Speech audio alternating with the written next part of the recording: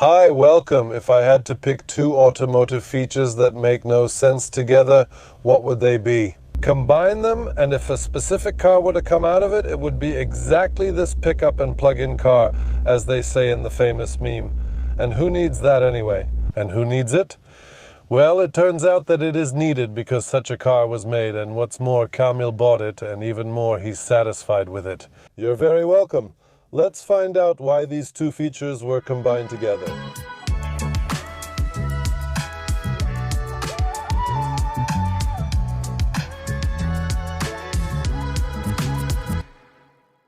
Hi, I'm Kamil. I came to you from Krakow with a plug-in, the first electric pickup that came out.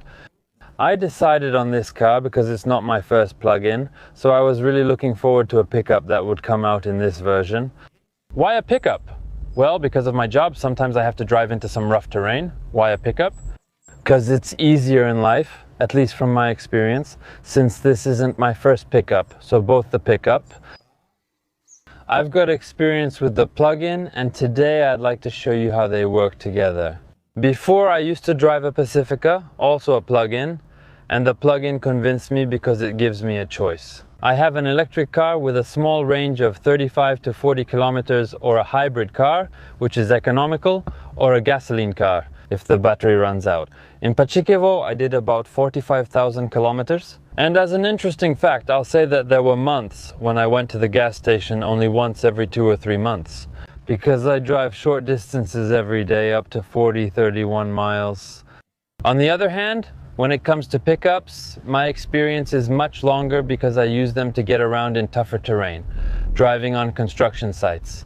In the past, pickups were very much work vehicles. Right now, technology and especially suspension have developed so much that the driving characteristics are more similar to an off-road passenger car than to a vehicle with leaf springs in the back. If any of you are considering an off-road vehicle and haven't had one before, I'll give you a few tips from my experience that I want to share with you. If you plan to go even a little bit off-road, it's very important to install and protect the entire undercarriage. Skid plates will help protect you if you hit anything like a rock, especially in a hybrid where there are also various high voltage cables, so it keeps you safe. The second element that allows us to go deeper into rough terrain without being afraid. There's a winch, because if something goes wrong, we take the winch, hook it to a tree, and we're able to pull the car out. It's great that nowadays they can be installed in such a way that, as you can see, they're hidden behind the bumper, so they don't pose a danger to anyone. The third element to consider is the tires. For example, you should use covers made from components that, unfortunately, in most cars nowadays, we also have to consider underbody protection. As for paints, from what I've heard, the European Union has mandated that paints or coatings be quite heavily diluted. And unfortunately, especially off-road vehicles will start to rust after some time, so it's good to understand that. You need to consider protecting the undercarriage itself. The service takes 4 to 5 days, not just one day, since you need to apply multiple layers, especially for off-road vehicles. And the last element, which is related to the car's leasing program, is that you can return the car after 2 to 3 years. It's also because, especially since it goes off-road, you had to protect the paint in case you return it, so that the paint wouldn't be damaged. So here, a paper film was used, which unfortunately is quite an expensive expense because a slightly thicker film is used. Another feature I appreciate about this car is that it's a plug-in, meaning it has a built-in battery that lets you drive using only electricity. This battery is an extra feature in the car that provides regular power. It's 2,900 watts, or in the larger version 6,600 watts, where you can even connect large power tools and power 2 of them. There's a house in case the power goes out. Dear viewers, the partner of this episode is PL, which is a car platform where you can find over 10,000 new and used cars. The platform cooperates with dealers of all brands, from the popular ones, like in this case, to the most expensive ones, with the code ZAKAROV. You will get it on Wetches. Plus an additional 1% discount, which in this case will be over 2,000 zlotys extra on top of the discounts already visible on the Wetches website. Choose a car, calculate installments, get financing, and sign the contract entirely online, or talk to an advisor if you prefer. Check the description where you'll find a link to thousands of cars you can lease. I warmly invite you. We'll give you an example now. Let's say we're going out into nature and we'd like to, for example, have some coffee, make some orange juice and have some ice with it. For example, the one from the ice maker. Exactly, so I'll invite you now, we'll make it here, and here it's a bit connected exactly. You can charge an electric bike or power tools, and this car also lets you attach carpentry clamps thanks to its built-in features. Under the list, we have a hole measuring tape where we can measure elements, lay down boards, take a power tool, cut, sand, and get to work. And please, this is a recipe that comes from Spain. Thank you. Thank you so much, my friends. Scowina has never seen anything like this. I asked a question 15 minutes ago about what is the point of connecting a plug-in with a pickup, and I got an answer faster than I expected. When someone usually asks me why a pickup, I answer, that's why a pickup. Because here we have a dirty zone, meaning we have mud from the bikes, water and snow from the skis, a dirty zone that can be easily washed, and inside the car we have a clean zone. Now I'll say something about the unloading area and generally about transportation. A really nice system is this one with these sliding elements here, where we can easily transport any item, whether it's furniture from IKEA, a board, a post, or just regular planks, and we have it built in all the time. Look, in this model they've made a nice step. The thresholds are also there, so we have easy access to unload cargo from above. See how well it's designed? The system of built-in bars in the railings, yes, which we can turn, fold, and then we have just the railing without the bars, so there's no noise when driving on the highway, and we lower the rear railing the same way. And this whole element we have here can be adjusted to fit the item we're transporting on the roof. What's under the hood? More horsepower than in standard pickups. We have 280 horsepower and over 400 Nm of torque. It gives you a lot of possibilities off-road, because notice that diesels usually perform well off-road since they have high torque. Because if we're standing on a really steep incline, we need torque to get moving, and here this electric motor works really well with the gasoline engine, giving us a lot of torque, smoothness off-road, and something extra. We can move around in four-wheel drive quietly using only electricity. We can choose front-wheel drive, rear-wheel drive, permanent four-wheel drive, and we can drive on asphalt. Automatic engagement also occurs when there is slippage. When it comes to acceleration, we're over a second faster than the standard Ranger, so about 9 seconds fuel consumption is about 2 liters less than the standard Ranger. So that's about 9, 10, 10, 5 or 35, 40 kilometers of real range when driving on electric power only. And it's worth mentioning that it's great, there's an electric only mode where you can floor the gas pedal and it doesn't switch to gasoline. Looking for support? There were a lot of comments about this car, like why does it only have a catalog range of 45 kilometers, that's too little? From what I read further, Ford conducted research on 11.5 million users from recent years. For the Ranger, where with their consent they saw their driving data and found that most people drive less than 40 kilometers on average per day. And that's why they made a battery that is lightweight. This battery naturally adds weight to the rear axle, and the car simply handles better. When we don't have any luggage on the bed, there are elements I would improve. For example, the button that turns on the rear socket is not properly secured. When I was driving to Croatia and had the whole trunk filled, the luggage pressed against the button and kept pressing it. And an error appeared in the car, which would have prevented me from driving in electric mode from the service side. Sadly, this is one of the worst elements I've seen, though the brand isn't to blame. Someone wanted this car to be bought in Krakow. It's a disaster there, unfortunately. And I hope someone from Ford Poland is watching this and will do something about it. This is my third vehicle from that group that manages those dealerships. You can already see it in the service department, where I had 3 accessories installed, a tow hook, some seals, everything was installed, but things didn't fit right, there were gaps, and it all needed fixing. The only thing that discourages me about Ford at the moment is the service and the dealership, with which I have had and still have a huge problem. Fortunately, in Krakow, there's still one family-owned Ford dealership, not a corporate one, where I managed to get everything fixed and done properly. So let's move on to the interior now when it comes to the control and display elements. They made separate physical buttons for the heating, for the radio, extra knobs, and not just everything on the display, which is large. I dislike that when I switch to the camera, I just see a small 360-degree image. In other cars, I can adjust it to make it bigger. It has very strong LED lights from the mirrors down and around the car on the rear hatch. So they're built in, and when we turn them on at night, in a parking lot or off-road in reverse, and those lights aren't shining as much, I've noticed that a lot of manufacturers have this feature, probably because we can't drive with extra lighting on public roads.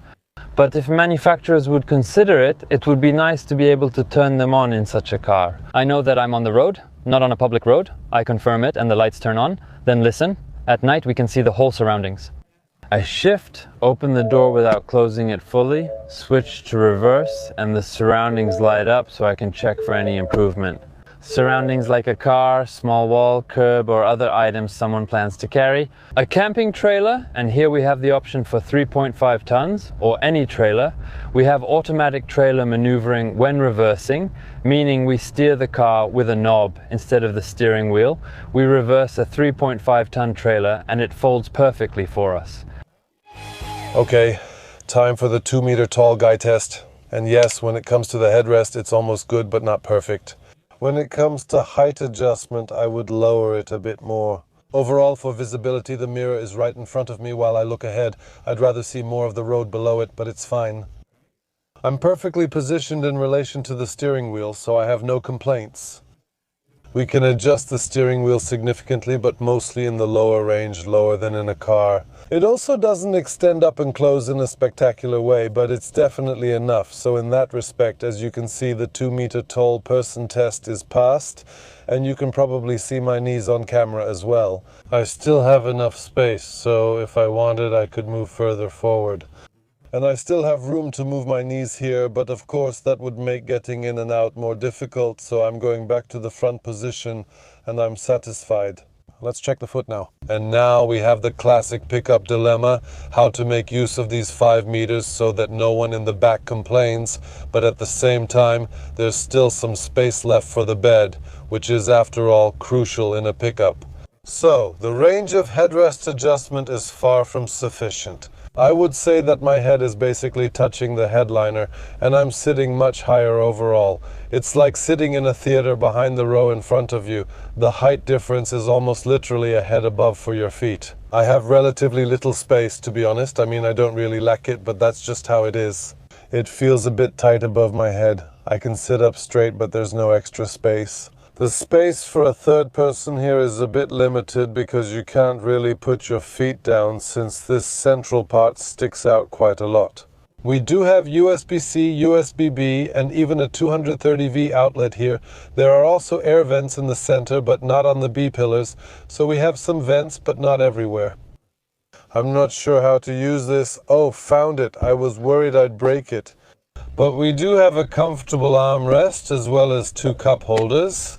Actually, I should have said that the point is this is a plug-in version which has to fit the battery somewhere. As mentioned earlier, the battery is closer to the rear axle, so it also adds weight to the bed or the rear axle. However, this causes everything to be raised a bit, which is why the rear passenger's position is different and the bed is a bit shallower. What do you think? Want to take a test drive? I'll admit, at the beginning of this test, I told Camille that 2 hours and we'd be done. Now it's been 2.5 and we're only just starting the test drive. Because I've never made coffee in the back of a pickup before, and definitely not in Scabin. And suddenly attractions like this, so it took a bit of time, but it was a very pleasant and useful way to spend it. That's one thing, and another thing is considering the contents of our trunk or the back of the pickup. Today I'm announcing to you that there won't be a moose test because I don't think it would end well for the household appliances that are in the back. I don't think the moose test is essential for a pickup. But I can add that when I was buying the car, I paid attention to that, and it actually does very well compared to the competition when it comes to the Moose test itself. The main criticism of the pickup is that because of the rear suspension design, which is more on the leaf spring side, it bounces like a ball, and that was the case with old pickups. Now, if we happen to hit a speed bump, you'll see for yourself how it feels and what your impression is. Again, thinking about all those coffee machines, I hope we won't go over that speed bump too aggressively because that coffee was really good. Which pickup models did you drive before, just for reference? Navara for a while, also the Hilux, but that was just occasionally, but I drove the Navara a lot. And the Navara was unique because it had a differently designed rear suspension. I mean, it was very smooth. That car was very close to a passenger car. And I think the other car like that, which unfortunately has already been discontinued, was the Mercedes that was based on the Navara. I don't remember its pickup. That X. Exactly, X. And those were only pickups at all. That's why earlier, and it also depends on driving safety. Pickups didn't have that option before. Mercedes was the first to have four-wheel drive. Drive on asphalt, meaning on asphalt you could only drive with rear-wheel drive, with a light rear end, and that was, especially in winter, quite dangerous. X was Mercedes' first approved pickup truck, but it was withdrawn. And this model, this X, has the feature that we are safe on slippery and wet surfaces. We can always drive with the four-wheel drive permanently engaged and on automatic. It selects everything by itself. And if you switch to one of the views here, I'll show you in a moment, if I can reach here then. One of the cool features of this car is that it now shows you the power distribution to all four wheels. You can see it, yeah, really at the front. So in this case, it just decides for you. You didn't mention the capacity of this combustion engine, did you? 2-3 liters. Exactly, it's not 1.5 or 1.2.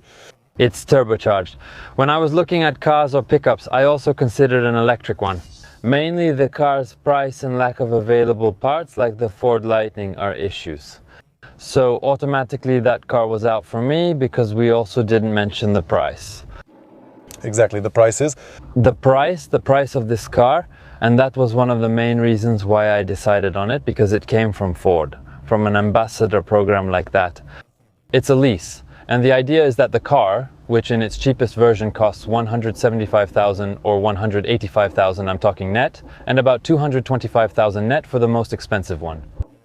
I might be a little off, but the point is that in these versions, with the more expensive one, we have the option to pay 18,500 Polish zloty net, a down payment that low, and then monthly installments of 1,370 Polish zloty, either for 2 or 3 years, and after that period.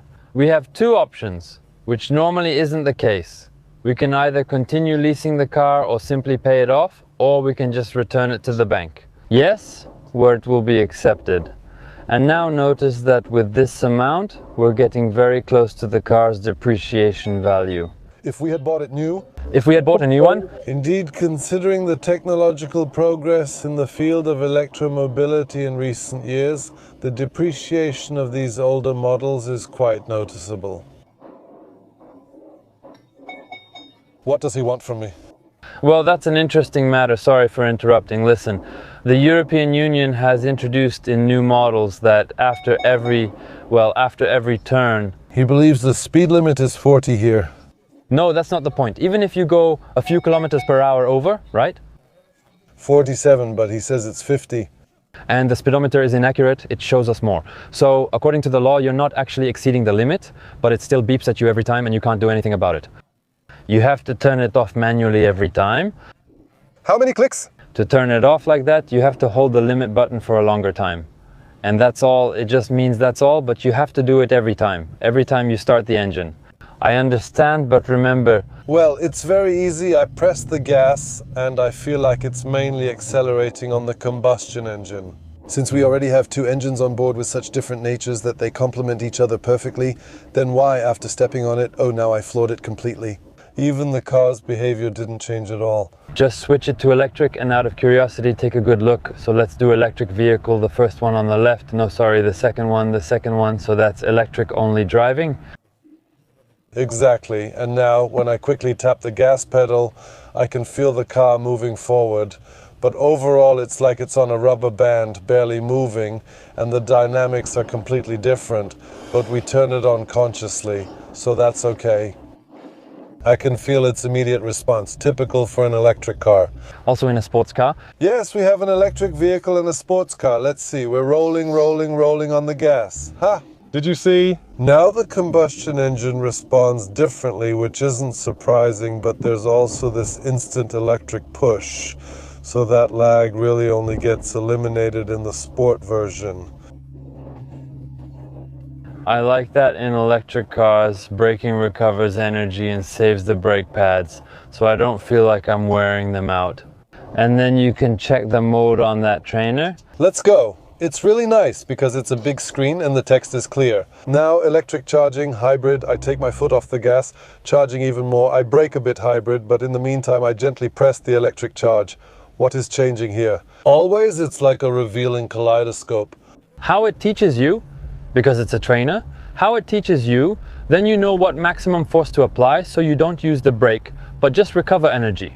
Basically, when it comes to the electronics in this car, the weakest link is probably that it tends to ask about everything. Yes, yes. But that's every Ford, all of them. Do you use this pickup professionally as intended, meaning do you regularly try to get it stuck and you just can't because it's that good? So what, do you drive to construction sites? Are you an architect or a building inspector? Yes, I'm an architect, but I also help with finding different plots. I examine the land regularly on a daily basis. Also, so to speak, I'm partly a farmer, so I go to places where it wouldn't be possible to get to with a regular car. So I have to tell you, compared to the Navara from 2012, the electronics and the assistance systems are dramatically better. I mean, now the electronics actually think for us. Actually, it works in off-road vehicles. We have this situation where, on one hand, as a beginner driving off-road, you feel like either, well, for example, you shouldn't floor the gas pedal, right? Because you'll get stuck. But that's not entirely true, because you need to give enough gas so that the tire cleans itself, meaning that when the tire is clogged with mud, at a certain revolutions per minute, it will get rid of that mud. Only then will it grip and you'll move forward. That's how it works, with electronics helping too. We're going back to Skowinski Park now. So to sum up, let's answer the question that was asked. Who needs this? Who is this car for? Excluding people who work with pickups? Yes, because that's already the answer. Someone needs it to transport things. This is a car that's perfect for people who spend their free time as a hobby or on vacation in nature and need a 230V outlet. Also for those people who want to transport a lot of things in the clean or dirty zone. I would say this is also a car for those who live in a single family house and do various things themselves around the house, meaning they need to transport or deliver something.